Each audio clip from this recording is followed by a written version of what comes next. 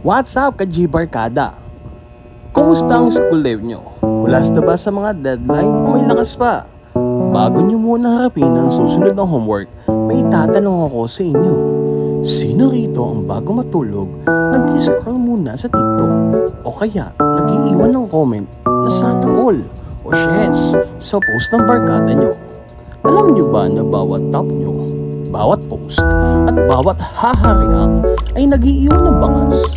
Yes, ka-G Barkada, hindi lang ex mo ang nag-iiwan ng bangas, pati ikaw sa internet.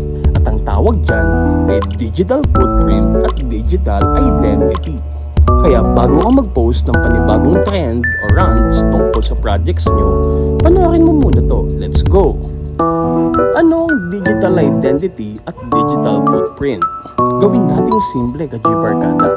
Ang digital identity ay kung sino ka sa internet. Ito ang online profile mo, kumbaga sa school. Ito yung reputasyon mo o yung ID mo sa mundo ng social media.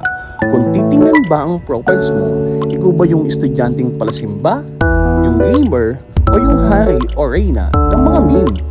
Saan naman gawa ang identity na to? Galing yan sa inyong digital footprint o yung mga bakas na naiwan mo online habang gumagamit ka ng internet.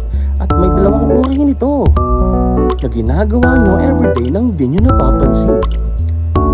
Number 1 is the active digital footprint. Ito yung mga bakas na sinasadya mong iwanan. Halimbawa, nag-upload ka ng My Day habang kumakain ng Samgyup kasama ang barkada.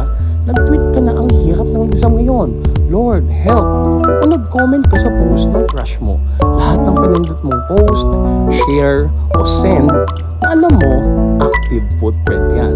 Ikaw ang may gawa, ikaw ang nagambag. Passive footprint, ito naman ang medyo nakakatakot pero cool. Ang mga bakas na hindi mo sinasadyang iwanan o di mo namamalayang kinokolekta sa'yo. Halimbawa, nag-search ka sa Google ng aesthetic high school backpack.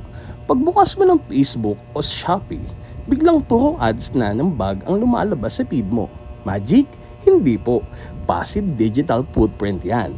Binabasa at sinusundan ng internet ang mga clicks, cookies at history mo ng tahimik. Bakit ko to sinasabi sa inyo, ka-G Barkada? Kasi tandaan nyo, the internet never forgets. Yung mga rants natin ngayon o yung mga jejemon o cringe post natin ngayon, hindi pwede makita ng mga future employers nyo pagka-graduate nyo o kaya ng mga scholarship committees kapag nag-apply kayo sa college.